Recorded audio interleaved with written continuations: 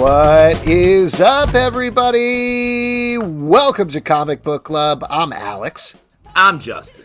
And we are coming to you live from a couple of places on the internet. We're live on Facebook, we're live on YouTube, we're live on Twitch, we are live on Twitter. And if you hear those digs in the background, that's Pete making his merry way here to the show. We put a bell around his neck so he could hear him coming, and that's the ding, ding, ding.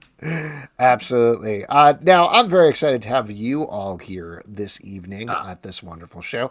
Pete, Large Pete is what I call you. Other Pete, I guess Justin. Where are you coming from? You're in Phoenix right now? Is that what's going on? I'm in Phoenix, Arizona for a job. This place is hot. I'm in an Embassy Suites. What a suite. Yeah, that's why you see this. Man, is that one of those free breakfast places? Do you get a free breakfast there? Yeah, there's free breakfast. They have a weird like center area. Everything in Phoenix is like a mall. It's like a big mall. Oh. It feels like we got here. It's like everything in the city was built yesterday. Oh, and maybe it was. Maybe it's like, are you in Phoenix? Are you sure you're in Phoenix and it's not some sort of like con type thing where they just built a city to trap you in some way? Let me say, the fact that it's even named Phoenix had me like, this is some sort of comic book thing that I'm trapped in. I know what it is. You're in Dark Phoenix.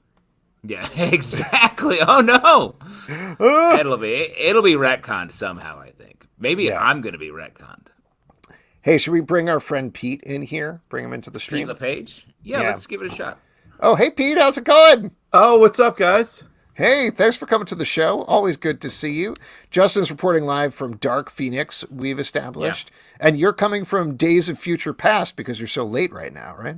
Hey, come on, man. Yeah, sorry, I got to push my extinction agenda.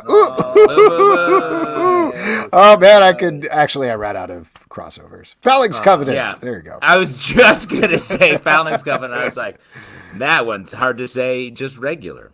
Yes. Now, listen, since Pete is so on it and prepared, I'm sure he's going to love this, but once a month, we pay tribute to our Patreon supporters, people on our Patreon who donate at the $5 and above level. We say thank you. Of course, we also say thank you to anybody below that, but we specifically call out these people's names. Usually, I'm going to say this out loud for no particular reason. I think I'll go first and say a name, and then Pete will go second, and then Justin will go third, and then we'll kind of go around from there. Sound good to everybody? Yeah, sounds great. I love it. Okay. Well, let's kick it off saying a big thank you to Otis Larson, Aaron C. Hollis, Adam DeRose, Adam Harwitz, Adam Marks, Adriel Moreland, Elena Fontenot, Amanda Harris, Andrew Prima, Andrew Tillman, Beercat PhD, Benjamin Brown, Carly W., Carrie Matthews, Chris Leatherman, Christina Jeremilo, Christina Rensfield, Chris Terlizzi, Clemens Lua, Curtis LaRock, Deman Ryan, Damian Beckton, Dan Snow, Daniel Cabral, Daniel Fuentes, closing out the Danny Black with Danny Heck, kicking off the Debbie block with Debbie Gloom, Dennis Scott, Derek Mainhardt, Doug Sodaway, Dylan L.J., Eduardo Martinez, Aaron Dorian, Jeffrey Risher, Gerard de Villiers, Isaac Carter, Jake Fry, James Connolly, James Kurtz, Jaron Townsend, Jason Donahue, Jeffrey Whaley, John George, John Henderson, Jonathan Jong, Jonathan McCool, Joshua W. Broxson, Julian Labato, KC Newhaven. Don't do the crimes if you can't pay the Kevin Grimes.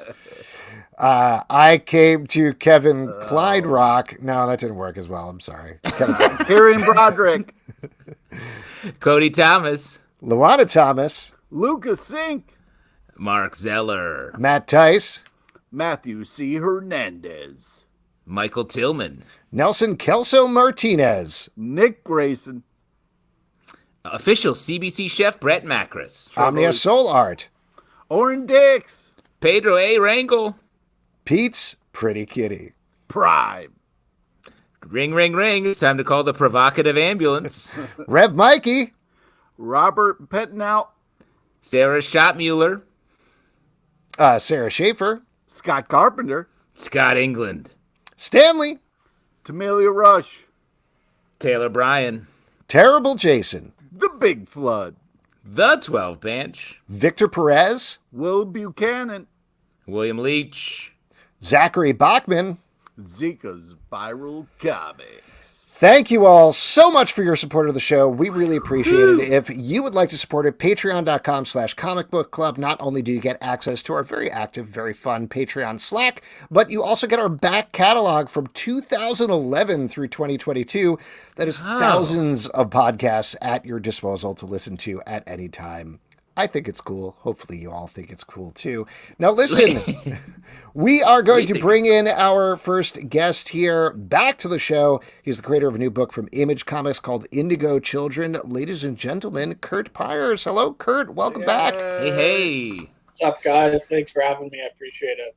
Oh my gosh, so excited to talk about this book. Yeah. We reviewed the first issue on our Stack podcast and absolutely loved it. We're blown away. Thought it was very interesting given the span of your work and how it connects to other things that you've done, which I'm sure we'll talk about in a moment. But overall, since there's a lot of twists and turns, and I know I've been doing this a lot on the show for anybody who's listening consistently, but I never want to blow up spoilers that the creator doesn't want to say. So what's your pitch for the book? Like when you're saying, here's what Indigo Children is, a lot of it is what you discover as a reader over the first issue. But what's the selling point you've been giving to people? Well, so I always fall back on the really annoying Hollywood elevator pitch stuff. I think that's the easiest way to sell the books, even though some people, get angry when you do that. And probably the best one I've heard, and I think the guys at Challengers Comics in Chicago, they pitched it as like Department of Truth meets Umbrella Academy, or X-Files meets. So it's like a grounded conspiracy thriller / mystery about this journalist who's investigating the Indigo Children, who are these kids gifted with extraordinary abilities who just disappeared out of nowhere 15 years ago, and there's sort of like scarce evidence about them and all this sort of stuff, and he's really obsessed with it. And in his past, he's maybe witnessed, one of the kids, and so it's like a grounded entry point into this conspiracy narrative that centers around like gifted children, which obviously touches on kind of a bit of the superhero thing, but I think our way into it is hopefully really cool and fresh and just made to be accessible to people. Yeah.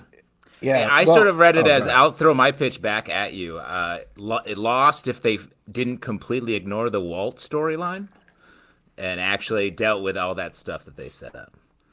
That's a good one. That's a bit harder to sell to people than my annoying. But I like that. I'm a Lost guy, so yeah, that was weird. The polar bear stuff. They just like threw it in there. Then they're like, "Oops, we forgot about it." Oops, never mind. Yeah, I'm sorry. That just because we're talking about Lost, though, the Walt stuff led to one of the best lines in the history of the show when they had the time jump because Walt was back in the regular timeline off the island, and somebody tells Sawyer Walt got large, and Sawyer says, "Like a giant," which is this great line that just plays off of like, you don't know what's going to happen on Lost. They don't know what's going to happen. Everything's been so crazy. That's what they intended the whole time, is to lead up to that one joke. For Sawyer. I stopped watching after that because I was so happy. Yeah. Anyway, back to Indigo Children. No wonder you love it.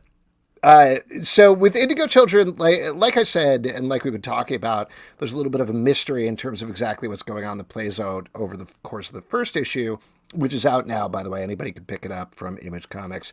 Second issue is coming out at the end of the month. I'm not going to say anything about that, but things take wild, huge turns in there with some big, enormous action scenes that happen. But to talk about this issue in particular, how did you embrace the mystery? How did you decide to lay out the information as you laid it out over the course of the issue? What was important to you in terms of the pacing there?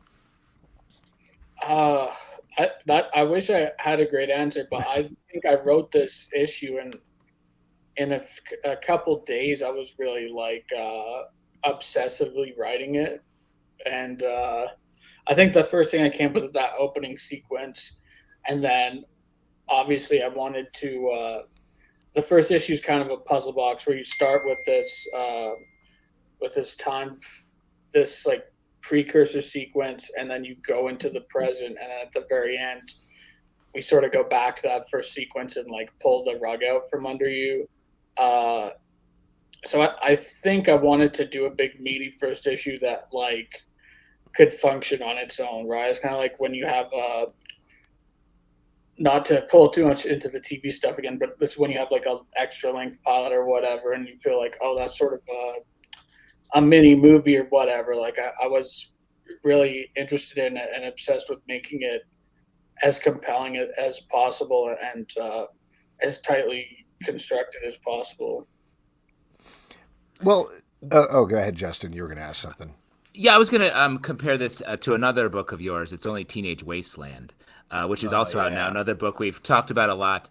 And it feels like Indigo Children really is like sort of more tense thriller, while Only Teenage Wasteland gets to have sort of the fun. But neither world is slacking on the big swing sort of sci-fi fantasy of it.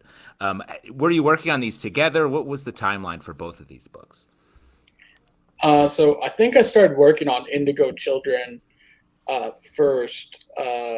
We've been working on Indigo Children for almost 3 years now. We did another book at Image, and then about 6 months after we finished that, we sort of decided to do this and pitch it to them. And it's just coming out now because the Image books was sort of working on around the rest of the schedule, which is sort of fun in a way because it gave us time to really like fine tune the thing.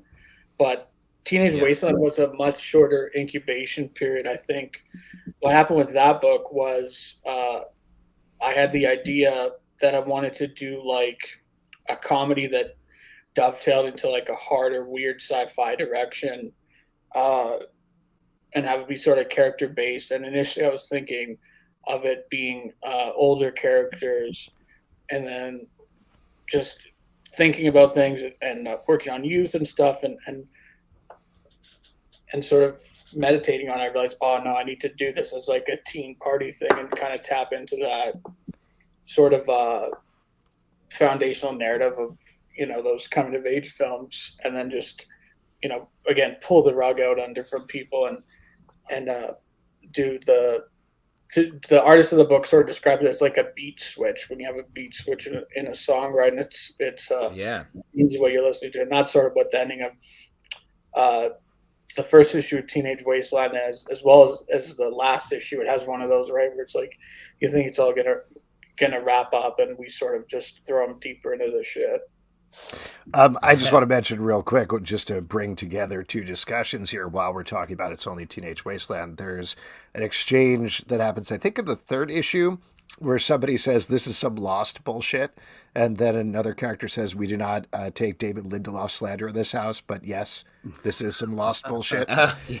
Amazing sequence. When we read that in advance again for our Stack podcast, and I was like, this is going to be my new Twitter editor. And it is my Twitter. I saw when you tweeted that, and we had a good interaction there because I've been I was tuning in a bit. I stopped watching, to be honest, because I find it very weird to watch reviews of my stuff. It triggers, you know, the anxiety in me a lot, and it just makes my brain feel fried.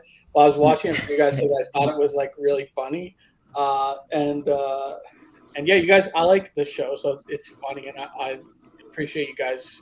You can tell you really like. Well, thank you, Curt. We really love your writing, man. To kind of bring it back to the one we're talking about here, Indigo Children. No, keep talking about Lost. Nope. Trying to move off that.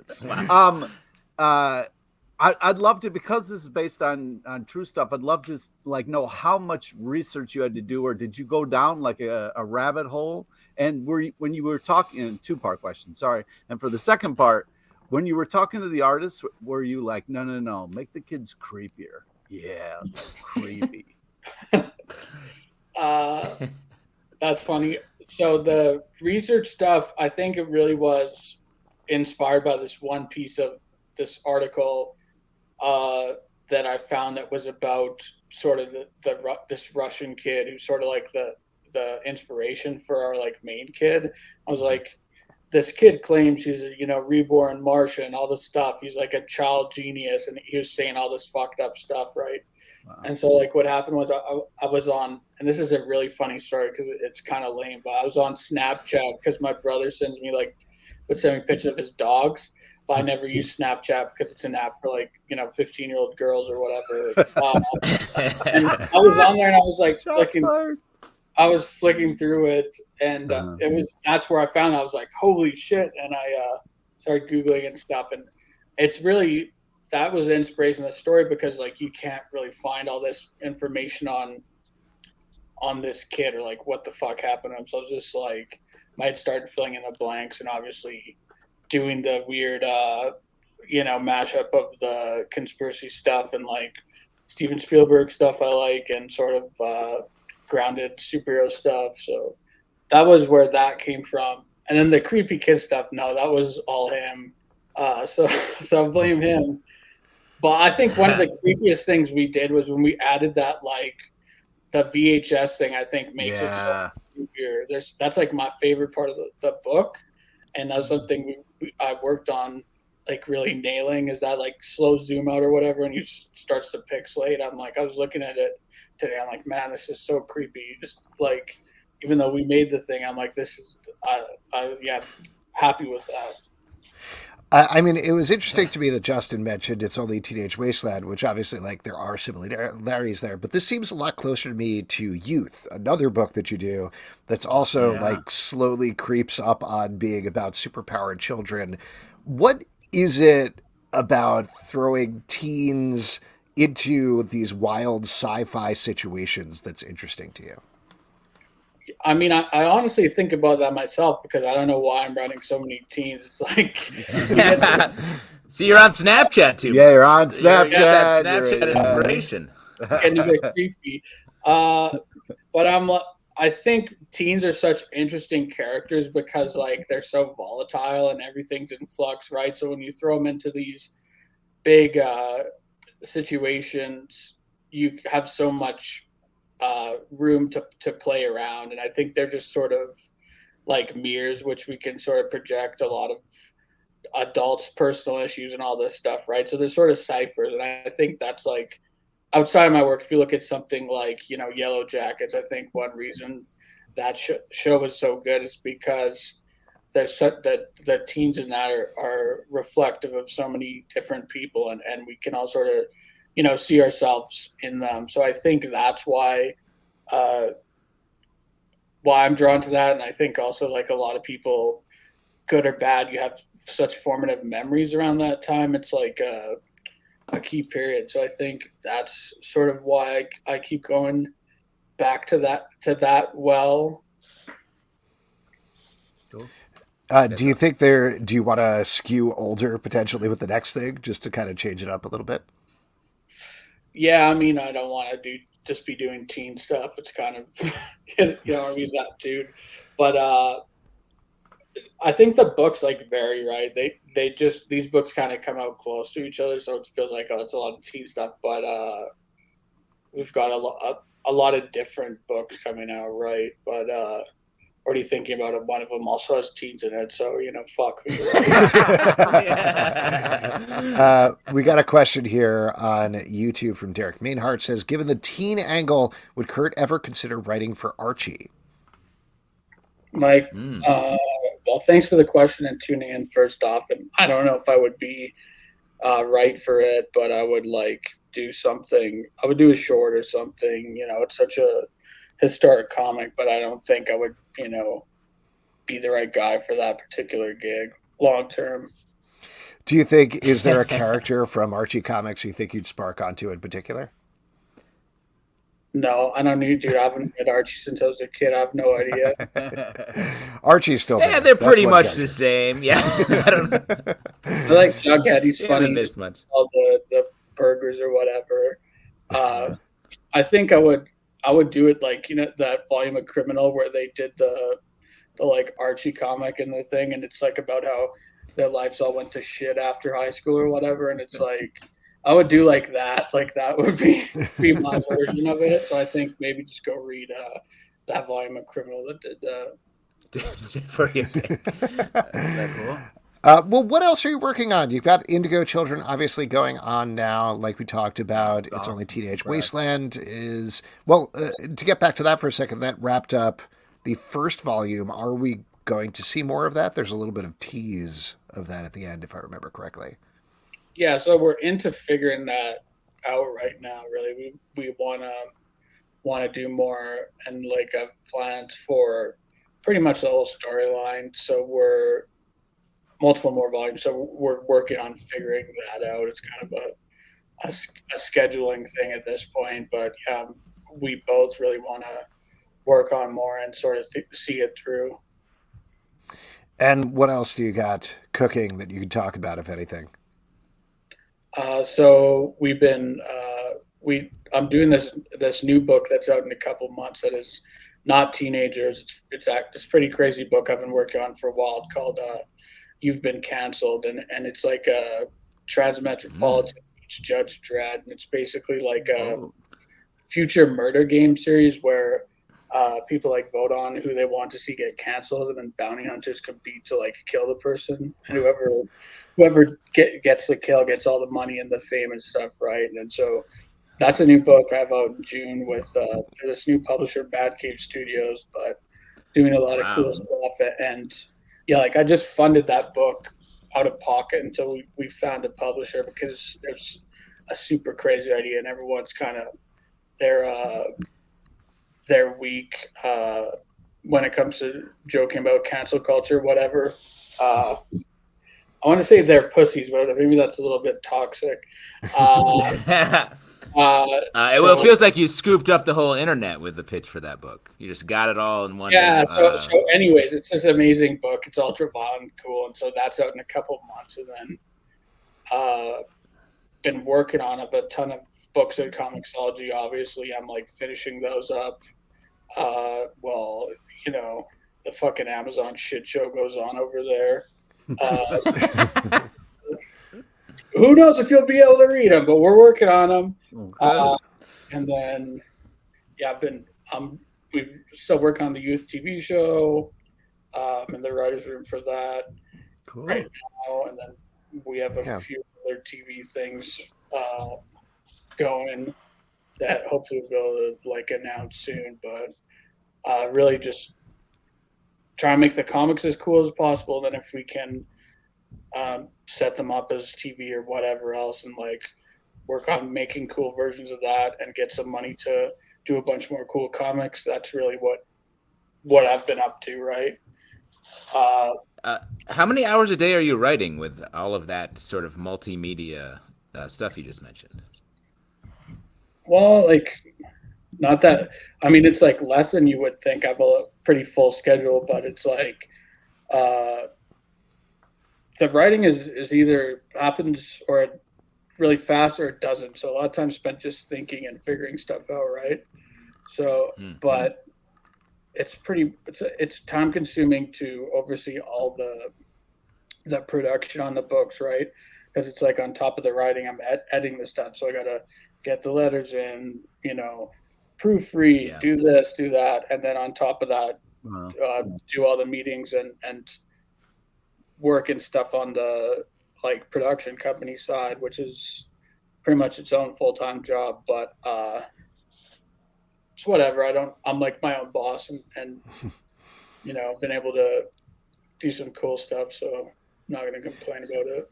Yeah. I did want to ask you, since you mentioned it, about the youth thing over at Amazon. I don't know how much you can talk about it, but I know you were starting to work on it the last time we had you on the show. So it seems like it's a very careful development process, is I guess the way I would put it. What again, whatever you can say, what is involved in doing that? Because I feel like there's been a lot of questions lately, particularly when it comes to Amazon. There was a whole flap yesterday about Phoebe Waller-Bridge getting $60 million with never producing a show.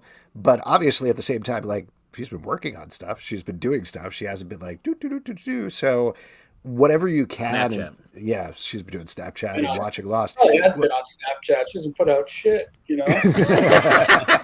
I guess I'm curious for you. Like, it's been a couple of years. So what is involved in that? What are you doing when you're working? So just basically what people got to realize about this is it takes forever to get this stuff made because you're asking them to spend millions and millions of dollars to go and shoot it, and it's sort of reached a point now, and because you brought this Phoebe Waller-Bridge deal up, and not her specifically, but was a glut of spending in streaming where it was like the fucking Wild West, and they're just giving everyone these giant checks and like seeing nothing for it. I think, we talk about Lost. J.J. Abrams is probably the best example of that. $300 million to fuck around for 3 years.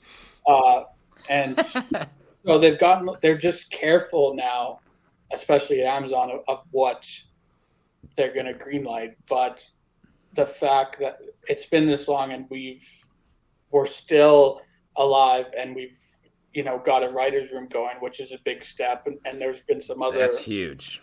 There's been some other stuff behind the scenes that we've gotten approval for that I think I would get in trouble if I talked about, but it's still in motion. It just takes fucking forever. It's pretty much the answer. It's just so much money to make a show, and they're really, really careful now. And I think unless you're a super proven like unicorn TV creator, who there's maybe like 20 of them or whatever, like super small number, it gets harder and harder to get a series green light unless they're like just 100% happy with it. So it takes a while, but we're still alive out here.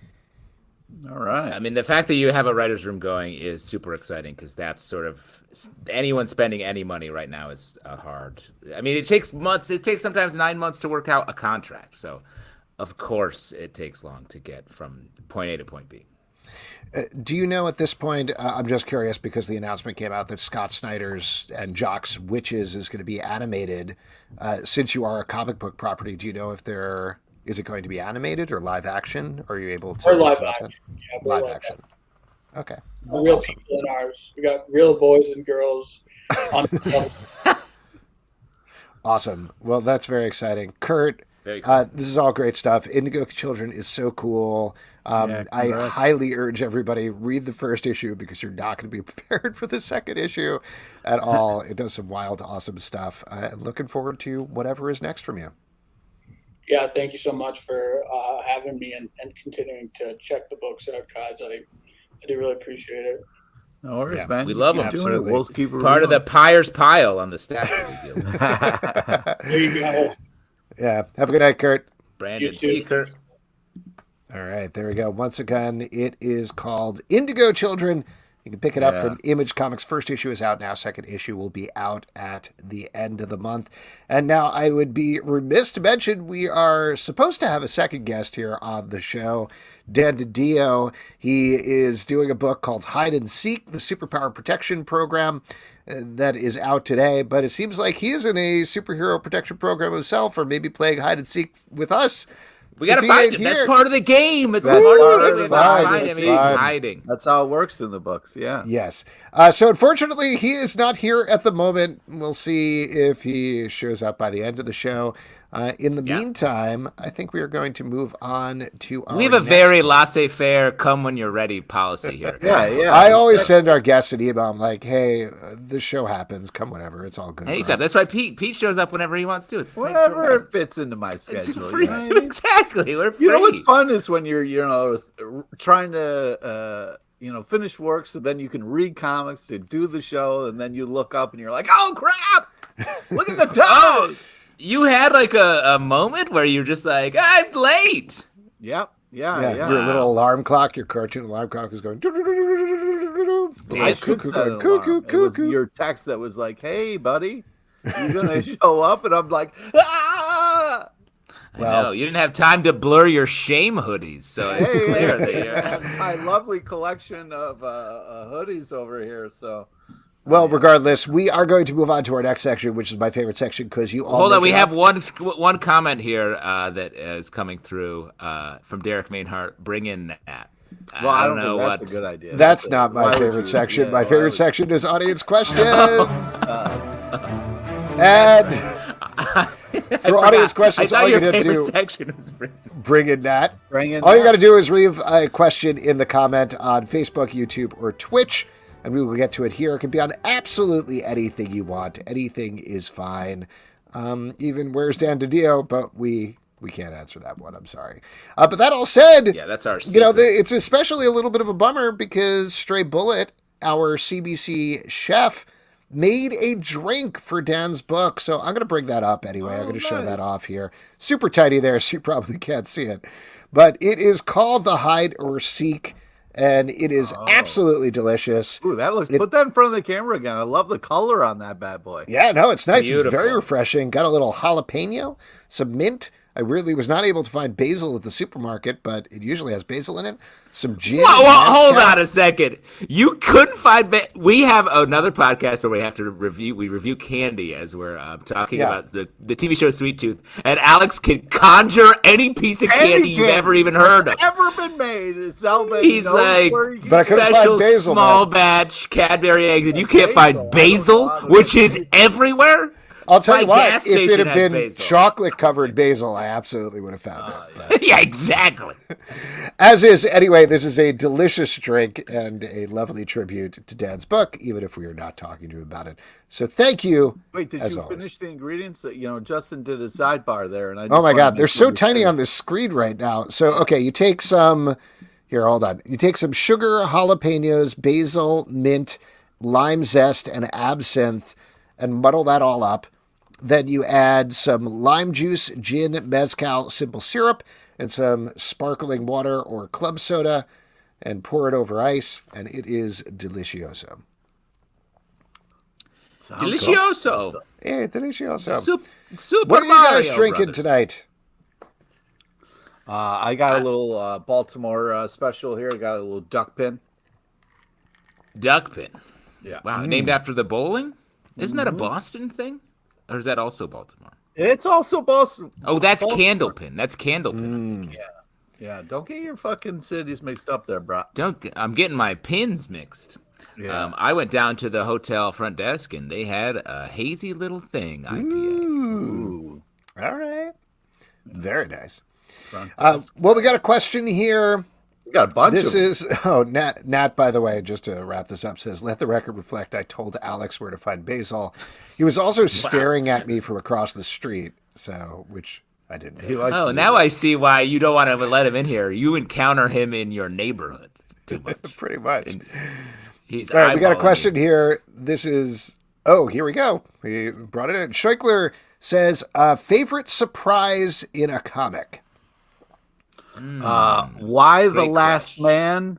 And I don't want to give it away because there's super spoilers in it. But you can give it away. It's been out for years. Yeah, but I just it's such a great comic, and I want people to check it out. So I don't want to spoil it. But that's my favorite surprise in the comic. Let me steal Alex's inevitable answer, and it's the Magneto Zorn reveal from X-Men. That was not going to be my answer. I thought I was going to steal your answer, which is the reveal of the Anti-Monitor at the end of the Sinestro Corps special. Look at us. That kickoff. It's true. Honestly, my brain almost always goes to Sinestro Corps whenever we get questions about, like, what's your favorite thing from a time in comics? And I'm like, no, that doesn't apply. It doesn't matter here. I thought it would be anytime they find a use for the Thoris guy or whatever the fuck his name is. The what? The what guy? Thor's your guy, your nerdy guy. Oh, Thor's?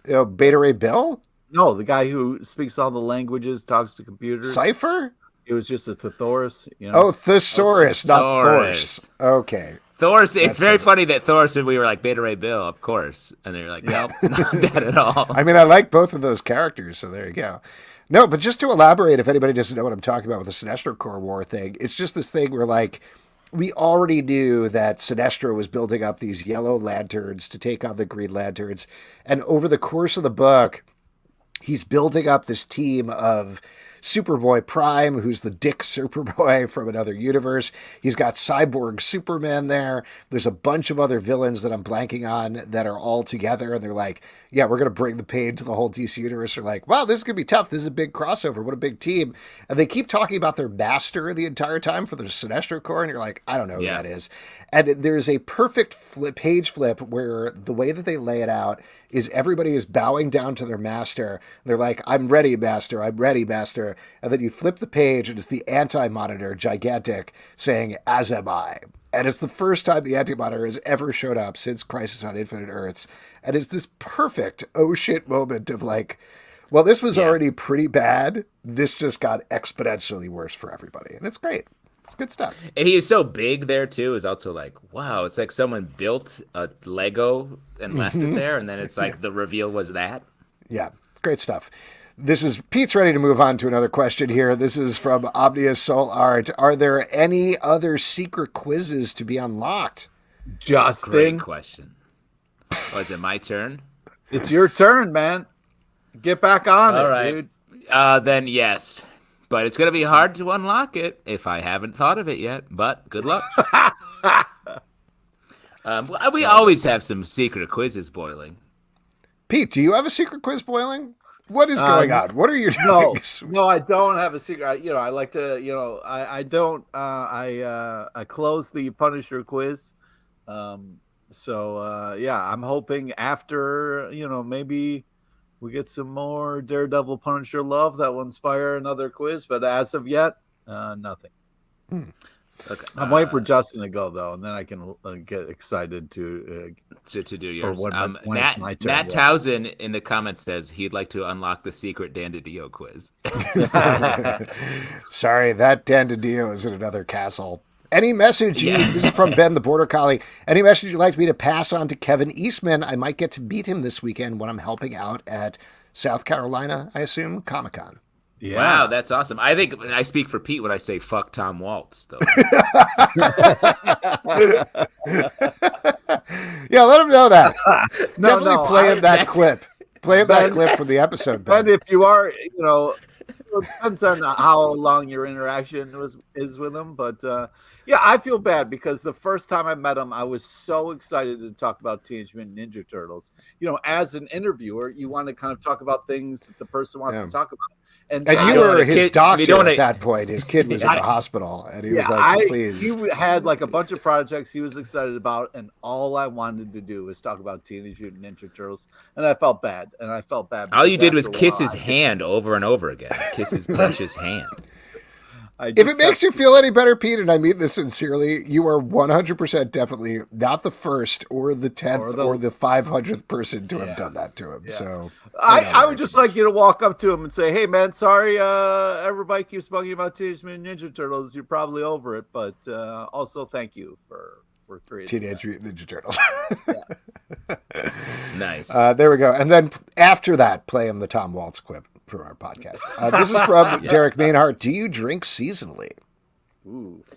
If you mean all seasons, yes. Yeah, if you mean for all the seasons, yes, we do. Yeah. There you go. But I mean, to answer that question, that maybe the underlying question is, do we change what we're drinking for the seasons? And I think yes, a little bit. I would say winter is more cocktails, and summer is cheap canned beer for me mostly. Oh wow. I tend to go for if I'm going to go liquor, probably like a lighter liquor as it gets warmer and a darker liquor as it gets colder, like more of a bourbon whiskey type thing. So I'm always summer. I'm always drinking vodka, and then every once in a while I switch up with a beer. And if warm out, it's usually a lighter beer. That's about the only adjustment. Miller High Life in the summer, and then a nice Pabst, hearty a cocktail. PBR in the winter. Yeah. Or a Labatt PBR Blue. me ASAP. Yeah, something heavy like PBR for the winter. Yeah, there you go. Another question here. Have any of you seen the Mario movie? Oh, God, don't. Yes. I saw the Mario movie. Is that a different release? Yes, it is. Yeah. But the question was, have we seen it? And we've answered it, so let's move on. I saw it. Wait, Alex, are you... No. I saw it as well. Past this question? I'm ducking it. The kids want to see it real bad. You're not seeing it, Pete? I thought you would have seen it opening night, if anybody. Well, the kids really want to see it, but we're still knee deep in Easter candy, so we got to work our way through that before you take a movie theater, and then they get all the candy they want. What? That's not how it works. Crazy rule is that?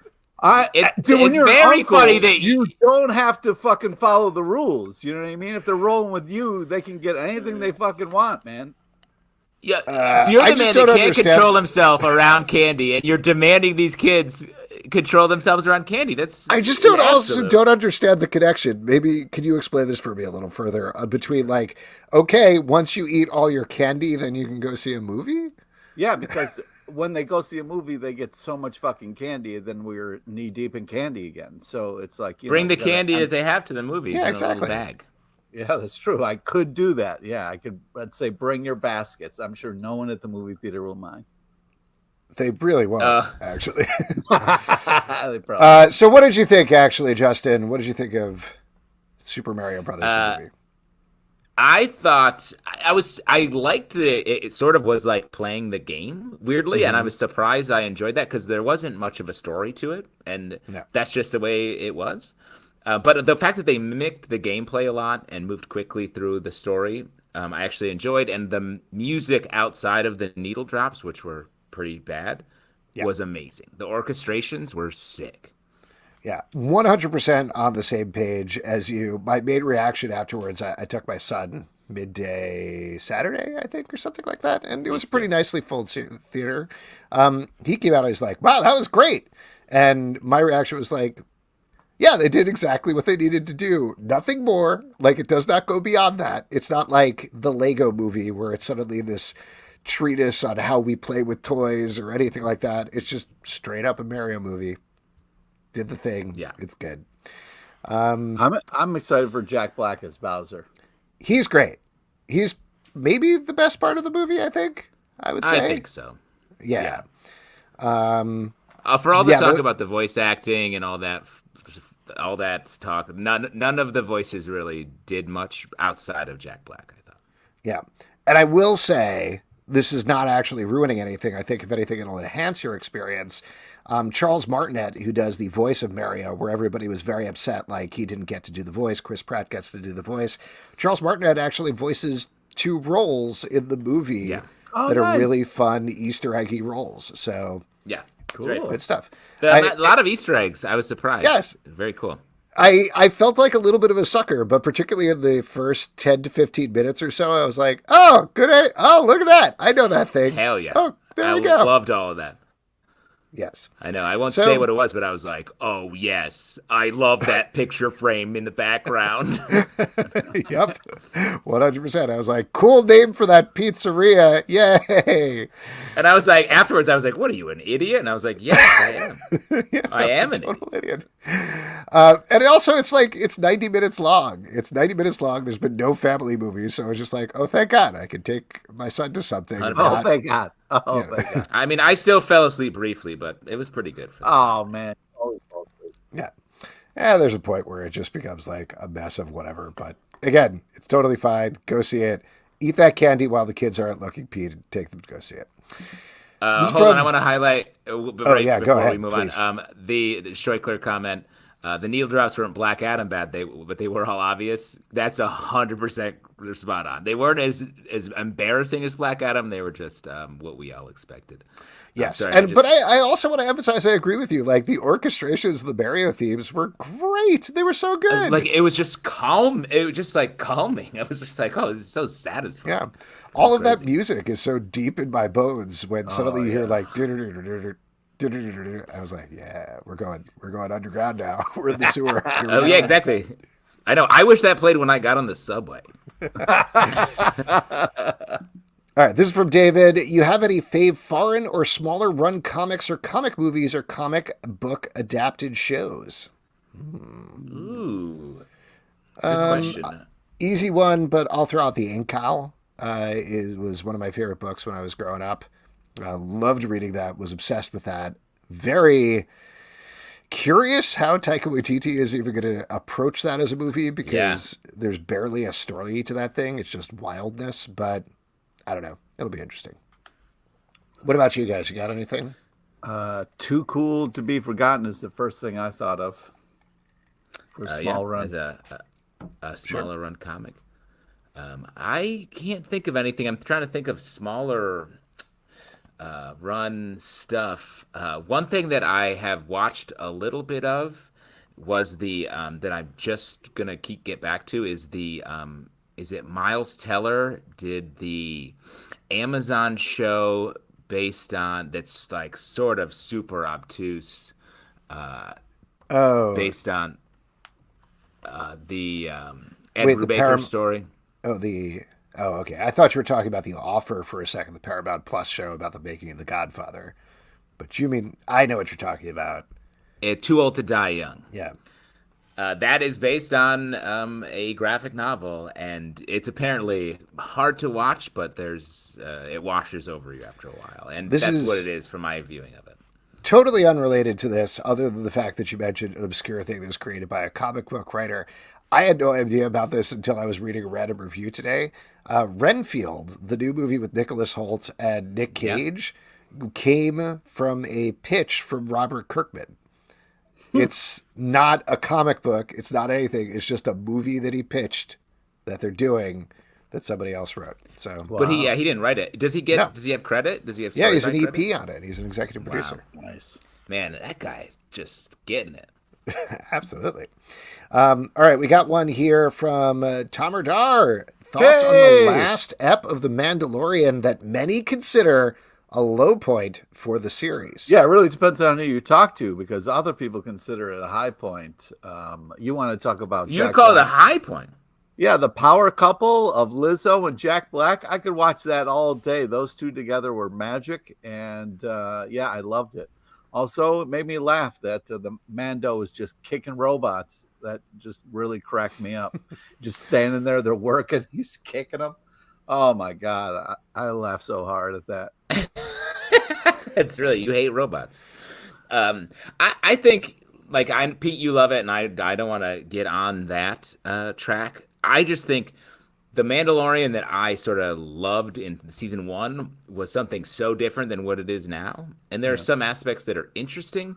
It's just so far away from what I liked that it's hard for me to be as on board as I was in the beginning. It got a little away from the, it's kind of almost like Jessica Jones season 1. We all thought that was the best season. And then it got a little bit weirder as it went on. Have you only watched 2 TV shows? Just checking on that. Yeah, yes, I have. I try to keep Family Ties and Jessica Jones season 1. Don't forget Ted Lasso. But yeah, I just think that the kind of cool Western that it started at is not where it is right now. And yeah, I mean, for some people it's okay. For others, it's kind of a low point. So. Yeah. I will couch this in. I didn't really love this week's episode, and like Justin, I haven't really been loving the season in general, but I am still stunned that anybody considers this like a low point for the series and jump the shark for Star Wars or anything like that. Like, here, I'm going to say something controversial, and I will say this from the direction of I love Star Wars, right? There's a lightsaber behind me. You have a t-shirt on normally. Yeah. There's a lightsaber right behind now, you. If anybody's listening, I'm not wearing any t-shirt. I'm completely topless while I'm taping this podcast. Not true. A lot of Star Wars is stupid, and that's okay. Like that's the thing. Like, a lot of it is very dumb. It's stupid. It's ridiculous. It's not. It's all over the place. You don't have to insult us. You can just but it's not. But that's fine. Like, that's also fine. Like, at the same time as I thought Lizzo was kind of a bad actress in this episode. Oh. She was. What the fuck? Hold on. Listen to what I'm saying here. Lizzo, bad actress in this episode. Lots of people, bad actors throughout the history of Star Wars. So who cares? It's consistent with like lots of Star Wars. Also, if you have Lizzo and Jack Black in an episode, how can you get mad? Like, Lizzo is already there. Of course she's going to be like, Grogu, sit on my lap. I'm going to feed you. Like, that's just... 100%. I love that you said something so controversial. Pete turned into a background Sopranos actor briefly in his response. No! This is what I'm saying. Like, you can't... you can't just be like, that's it for Star Wars, the thing that has been totally consistent for the past 30 years, completely at the same level of quality, and we've loved it all exactly the same way up until Jack Black and Lizzo were on here, and now I'm done. That's stupid. That's very stupid. I'm sorry. And you know what it reminds me of? It reminds me of TV from like back in the day, of like the 70s TV where they were like, who's sitting here? Jack Black, Lizzo. What, you want to be characters here? Here, put on these hats. Okay, you're gonna be these guys. Get the puppet. The puppet jumps around, and yeah, helmets. You go fight over there. Like it feels very like whatever. Like not like. And I think my brain is broken in a good way by Andor, which was so meticulous and so like tense and raw and built like a great machine, and this just feels different. And like again, I don't want to wow, Pete highlighting comments all suddenly. I don't want to like yuck Pete's yum yum yum yum yum yum yum, so I won't. But that is what I think. Great. Well, I'm glad we've established what we all feel exactly the same way about Star Wars. This is from Stray Bullet. Where would you like to see the next chapter of the X-Men go after the Krakoa era? I gotta say, and I think all three of us agree, Krakoa era forever. Oh, all right, I'll move on to the next question here. Yeah, maybe the X-Men leave and we just stay on the island, you know? Oh, it's just the barren island, just Krakoa?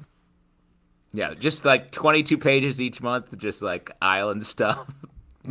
Birds. Where would you, Pete, you've been the most negative about the Krakoa era. Where do you want it to see it go after? I want the, Hump Island to die a horrible death, and then them all, have to swim back to the shores, and,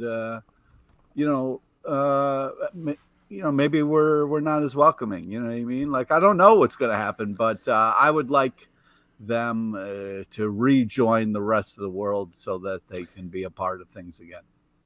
I think that's what we're going to get after. I mean, we still don't know if Hickman's actually going to come back to finish all of the big, larger, like infinite plans that he has.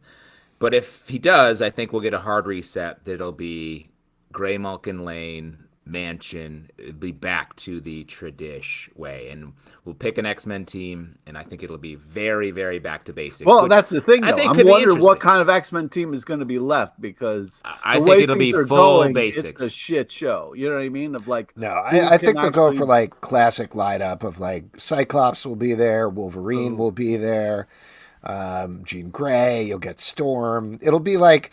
What they're probably going to try to do, and they're probably thinking about this anyway, is we're going to be getting the X-Men 97 cartoon at some point. They're going to try to align with that. We're going to get like that classic animated cartoon. Well, I don't know how you're going to get Beast and Wolverine in the same room after this shit. So it'll be fine. We'll all be fine. Don't even get me started on comics and their total consistency over the past several decades. Frederico Rosa says, do you think some deaths in comics should stay untouchable or, quote, bring them back? Specifically thinking about Bucky getting back after so long, and I can't imagine him not being part of modern Marvel.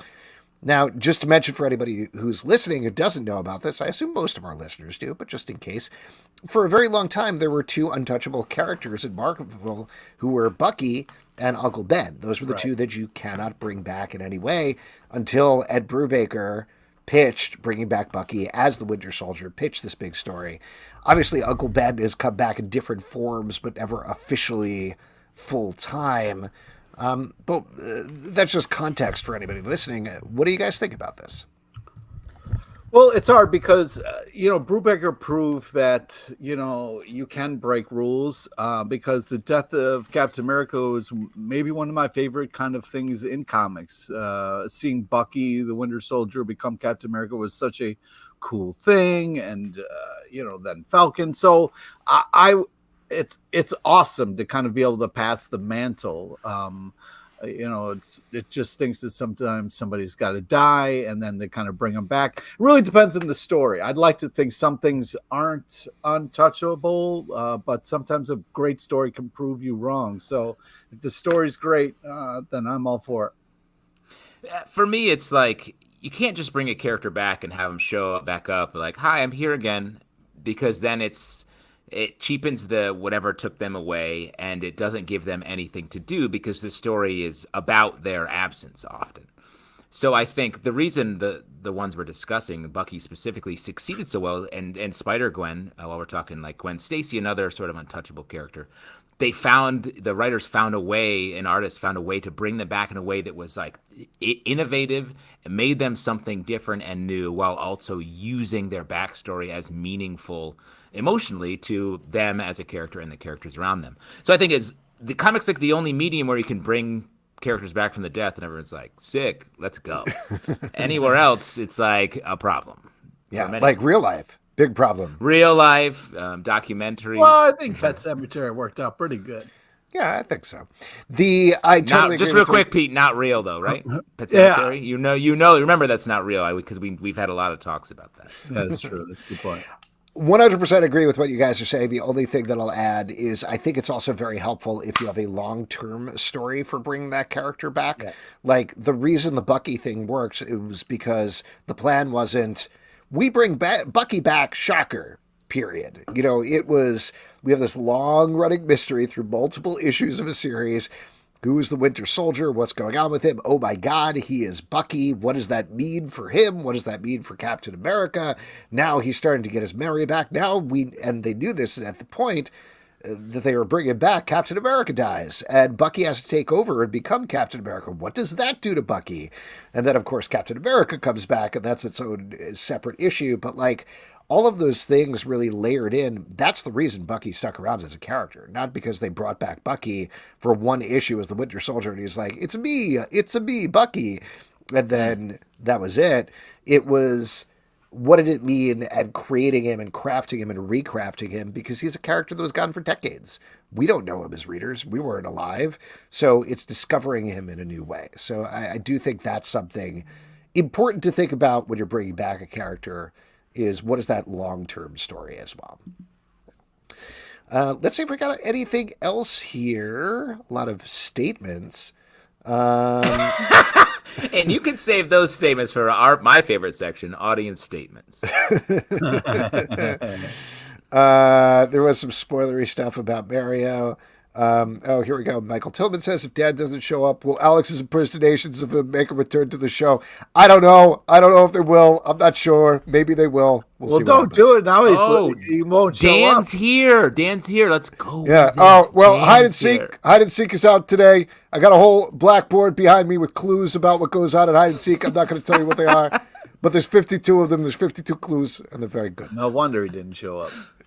Yeah, do you think he's going to be insulted by he didn't show up and now we're straight up? Now we created a cocktail for him and are talking about his book nonstop. I think he'll be okay. I don't know. Never forget how you loved Green Lantern's movie costume and Pete's what? What is this in reference to? Did I love that's in reference to you loved Green Lantern the movie, including the costume, and Pete was what? No, I didn't love the whole movie. I enjoyed it more than other people, but you like this generation's Star Wars. It was not a good movie, and I agree with Ryan Reynolds. The editor didn't even watch it. This is from Derek. I know you just discussed it, but could you fight about Mandalorian again in Weekly Geek? You got it. Absolutely, man. Yep. Absolutely. And we got anything else here? I'm just sort of scanning through. Here we go. This is from Prime NRG. Any excitement on this new DC hero, the announced Xanth? I don't know anything about this. I missed this announcement. Who is Xanth? Who is Xanth? Piers Anthony Xanth? Is this a character that makes lots of women's panties fall out in a way that when you read it as a kid, you're like, haha, that's a funny joke. And then later on, you're like, wait a second, that's weird. Why are you writing about that so much? Oh, no, we did talk about Xanth. It was just part of the Lazarus Planet stuff where they were introducing characters willy-nilly very quickly. Oh, yeah. And I actually liked this story. There were some good... Which one was this? This was Dark Fate, I believe. Lazarus Planet Dark Fate. And there were a couple... I think each story introduced a new character, perhaps. Yeah. We talked about how we liked them. Yes. So Xanth was one of those. I agree. I love Xanth. I like the excitement of new characters, new possibilities. They have the upcoming comic Spirit World coming out next month. That was the one with Batgirl where she ends up in the spirit world, and this character is in Gotham, I think, and can communicate with the spirit world. Yeah, that was really good. Now that I remember what it is, that was good, and I'll definitely read that. I'm excited. This is from Edward Doherty. What about the Rey Star Wars news? For anybody who didn't hear that, there are going to be 3 new Star Wars movies at some point that were announced. The first Alex is so skeptical about these. I'm only skeptical based on experience. That's all. Yeah. They've announced so many Star that Wars experience. they've announced so many Star Wars movies at this point, and I want to remind you, most of Star Wars is dumb, as we previously established earlier in this podcast. Stop it.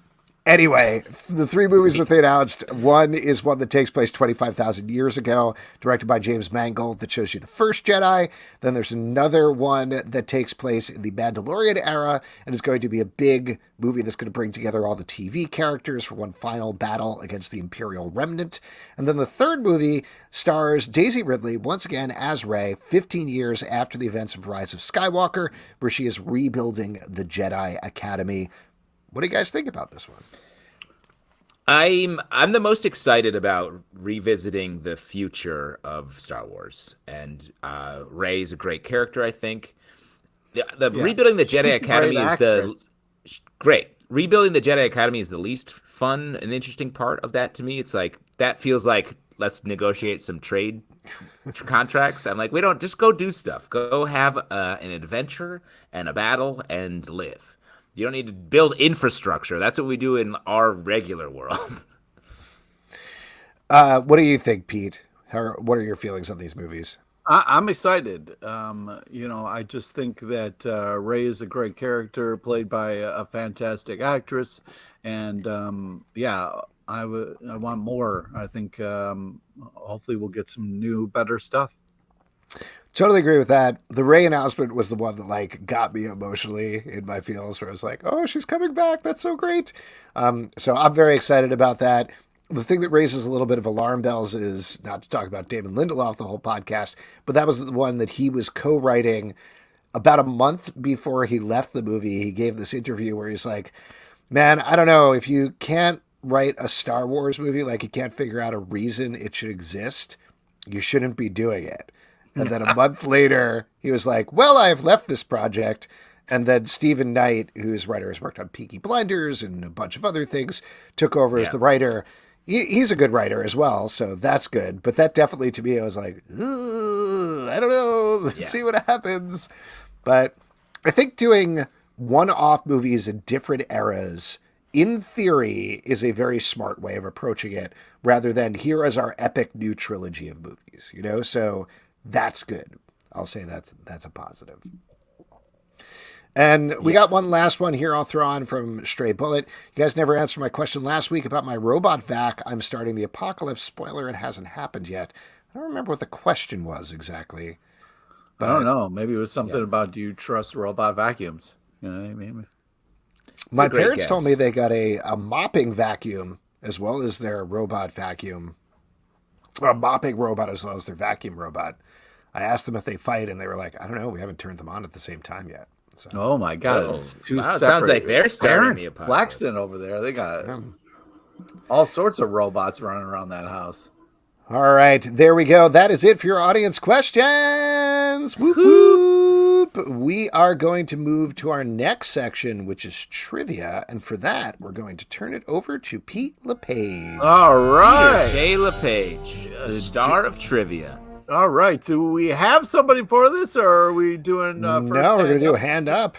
All right. So this part we give back to you, the lovely audience. It's an opportunity to win $25 to Midtown Comics, or of course Long John Silver for some reason.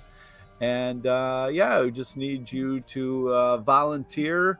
You can be watching on YouTube or the Book of Faces or any of the other stuff, and you will win a gift we got card. Prime Energy. All right. So Prime Energy got hand up first. Oh no, did Easy Reader raise hand last time? We just missed Easy Reader again. Oh no, Easy Reader, we're sorry. Okay, if we did that, Prime Energy, it's Easy Reader's turn, everybody said. So I'll tell you what, wow. Prime Energy. No, we did say last week Yes, we did. We definitely did. So Prime Energy, hit us up, comicbookclublive@gmail.com, and we'll get you set up for next week if you're going to be here to see the show. In the meantime, Easy Reader, you can answer in the comments for this week's show. Yeah. Pete, are you ready? Well done, guys. Way to be diplomatic about it. And also That's just prime energy. If you can't do next week, let us know in the email when you can, and we'll schedule you then. That way we can take care of everybody. All right, great. Here we go. So today's trivia is a topical comic news and a small nod to the legend Michael Lerner, R.I.P. Please listen to all three options before making your selection. All right, here we go. Question number 1. Marvel announced some new X-Men titles. What is one of them? Is it A, X-Men, but more creepy because Beast has cloned himself and made Wolverine minions and is stressing me the fuck out? B, Dark X-Men, or C, Michael Buffer? So is it A, which is just a rant, or is it B, Dark X-Men? Which, let's make X-Men darker. You know what I mean? Like, it's not dark enough. Let's just dark it up. Keep going. Yeah. Okay, B, great. All right. So cool. Really good. Question number 2, there's a new Batman Beyond comic, which I'm very excited about, coming out at the end of July, called Blank. Is it A, Neo-Gothic Batman Beyond? Is it B, creepier real name, or C, Woody Omens? So again, Woody Omens? Yeah, it's a creepy real name. Woody Omens. Could you imagine if that was your real name? Omens. So A, Neo-Gothic is the one that would be considered the real name. Easy Reader said A. That's the right answer. Here it is. There you go. Here we go. Last one. Question number 3. There is a new cool image imprint book that is dropping this fall called Blank. Is it A, a haunted girl, B, fist circles in the air, or C, Arsenio Hall? B and C feel very similar. Yeah, B and C tend to be kind of, if you're looking for... You might just maybe just get to A and B. Aren't we at a point where we can just combine B and C? No. You don't want to leave out the tribute to a deceased star. Oh, that's the main function. When we 16 years ago, together, when we created the show, we're like, how best to pay tribute to the deceased stars in our lives? I know, the third answer of some sort of trivia question. Then we kind of worked backwards from there into a comic book talk show. Yeah, we just wanted to honor people. Honor the dead is how we first got together. Easy Reader is correct. It is A. And of course, as Elvin knows, we're talking about the 1989 All-Star Cast Harlem Nights and all these C answers. Yeah, and before we move on here, I just want to mention, do you guys remember that, right? When I was working at the pit and you came into the lobby and I saw you and I'm like, you want to honor the dead, right? Yeah, I was holding several memorials to local celebrities. And you were like, hey, you want to do a show where we honor those celebrities? And I was dressed in all black, ready to start it. Yeah. I had just recently gone to Midtown Mortuary and had a bag full of ashes. Now, before we talk about what is coming out this week, I do want to give a shout out to this week's sponsor. This week's show is sponsored by our good friend Juan Espinosa, the man behind Bearded Man Comics. The goal of the company is to create stories showcasing Hispanic cultures, and they've got 2 great titles, Adventures of a System Admin and Mythology Stories. If you're looking for a fun book about hacking into computers that comes from an actual place of knowledge, definitely check out all 6 issues of Adventures of a System Admin. And you could also check out Mythology Stories, which is part of a successful Kickstarter campaign that was highlighted as a project we love by the platform. The comics are available in all major digital platforms, such as Amazon, Apple Books, Comic Central, and Library Pass. You can also find the physical copies and a great amount of merchandise at the main website, beardedmancomics.com. Now, before we start to wrap up here, new comics are coming out all the time. What are you guys, at this very second, what are you guys looking forward to?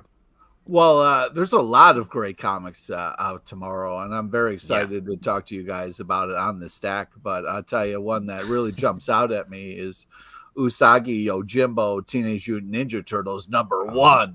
Really? Really? That's a shocker.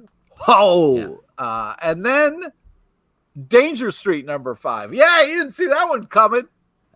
Holy shit, Pete going up to bat for Tom King. Don't always see that. I'm gonna go with Briar #4 by Christopher Cantwell, a comic dealing with the Sleeping Beauty story and bringing it up to date in a big fantasy story, which I've been really enjoying. Also, The Seasons Have Teeth #1 for Boom Studios. I really enjoyed. Dude.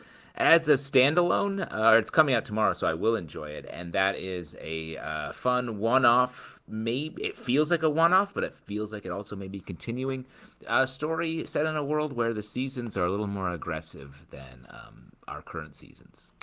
Yeah, lots of great stuff, like you guys were saying, coming out tomorrow. I will give a shout out to 8 Billion Genies #8 from Image Comics, the final issue of this story about a world with formerly 8 billion genies. Very curious to see how that ties up. And also another one, the Sandman Universe, Night Country, the Glass House #1. Great call. Man, those Sandman Universe Night Country books are so terrifying, so excited / nervous about it being back. If you haven't picked it up today, definitely do, because it is wild and crazy. And folks, that is it for this week's show.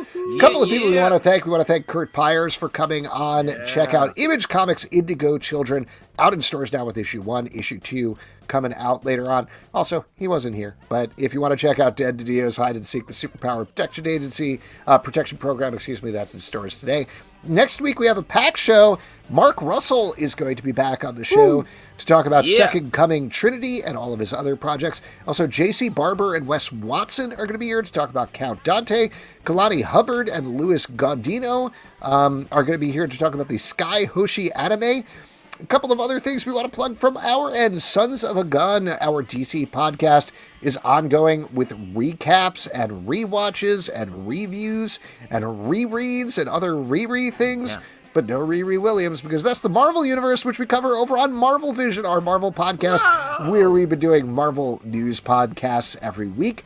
That has been a lot of fun. And Riverdale After Dark, our Riverdale podcast, is back, baby! And crazier than ever, and things go absolutely wild, as you will all see. Patreon.com/Comic Book Club if you'd like to support the show and all the shows we do. Don't forget to subscribe on Apple, Android, Spotify, Stitcher, or the app of your choice. At Comic Book Live on Twitter, Comic Book Club Live on Instagram or TikTok, comicbookclublive.com for this podcast and many more. Until next time, good night. Please welcome out Dan DiDio. Oh, no time. We're out of time.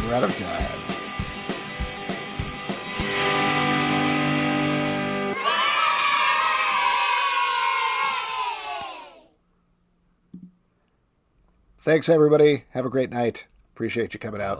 Later.